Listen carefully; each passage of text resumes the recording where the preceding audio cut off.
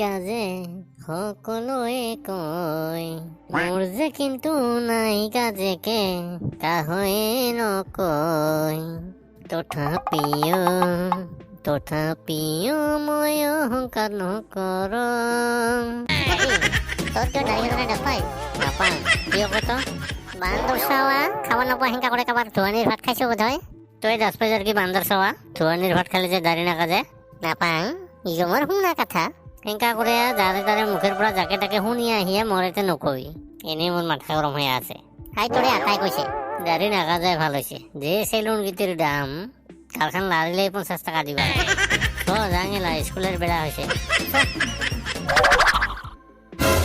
ও দাদি আজিকালি বিহু গিলানতো একটা কথা লক্ষ্য করছো না করা নাই কি তো কথাতে বাহে এই যে কাদঙত নাচা মানুহগিলান যে কাদঙতে লুতৰি বুতৰি হয়ে নাচে এইগিলা কথা মনত পড়লে আমার হাসি উঠে বুঢ়া হইতে হইতে বারে কি দেখা পাব লাগিব। স্যার মানুহ আহিব এইবাৰ। Good morning sir. সকালে সকালে কি তোৰ এখন গুড মৰ্নিং দিবিতে ঘৰত এখন খালি ভাত খাইয়া দে কিছু হওক কিছু নহওক ভালে আছিস তো কথা নে আছো স্যার। আচ্ছা দে আজি ঠেবেলাৰ পৰা আৰম্ভ কৰোঁ। ঠেবেলা তুমি একটা কবিতা শুনাও তো তোমাৰ মুখৰ পৰা বহুত দিন হ'ল কবিতা নুশুনা। এই জাতত মুখ বান্দৰ মুখে দেখা পায় কি হ'ল দে পাৰিবি কিছুই নাই দে চেষ্টা কৰিলে মানুহ গোবৰতে লাজ জ্বলাব পাৰে।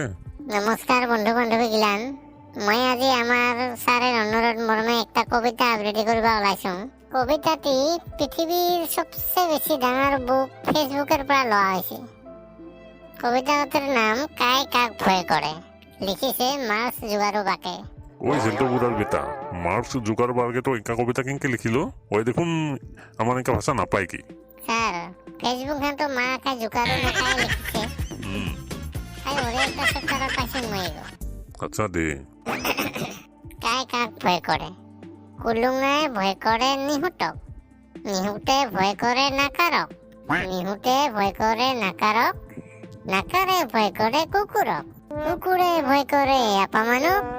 আপা মানুষ ভয় করে হাপি মানুষ আপা মানুষ ভয় করে আপি মানুষ আর আপি মানুষ ভয় করে কুলুঙাক কাই কাক ভয় করে কোটাহানক ভয় করে। বাহ বাহ বাহ বাহ ঠেবেলা ফেন্টাস্টিক কবিতা কৈছ তই চেংকালো তুমি কত যি মূলা বাৰেটা দুই পাততে চিন মানে কি স্যার বাড়িবার ধরা মূলা গিলানক দুখান পাততে চিনা রাখিবা লাগে তিনখান হওয়ার লগে লগে খাই ফেলাবা লাগে নহলে যদি ডাঙৰ হৈ পকাই ধরে তাহলে হাতেরও যায় ঠেঙরও যায়। চাওয়া পড়া শুনা তো করবা নালাগে বলতো তুমি কত যেনে কুকুর টেনে ডাঙর মানে কি যেনে কুকুর টেনে ডাঙৰ মানে সানা সানা কুকুৰ গিলানক সেকেন্ড বাড়ি দেখবাবা লাগে আৰ অটকৈ সানা ডাঙৰ কুকুৰ গিলানক হালৰ ঢাকি দেখবাবা লাগে আৰ অটকৈ যদি ডাঙৰ কুকুর আহে অক্টা হলে বাংকা বাড়ি দেখবাবা লাগে। আই তোক বাংকা দিয়ে ফুটা করে ঠঙা এতে অর্থ ভাঙা পাইছ না দাদি ইয়েস মানে হয় স্যার। ইগো মই দাসপাং দে তোক যে এখন রচনা মুখস্থ করে আহিবা কৈছ আহিছ আহা নাই স্যার। কিয় ঘৰতে তই কি কৰি থাকিছ কিছু যে তুই মুখস্থ করে আহিবা কলে নাহিস স্যার মই একটা পরীক্ষা করে আসলাম ওগতের কারণে সময় নেই পাং স্যার। কি তো বোধ এটার মাথাকো পরীক্ষা করে আসিল তই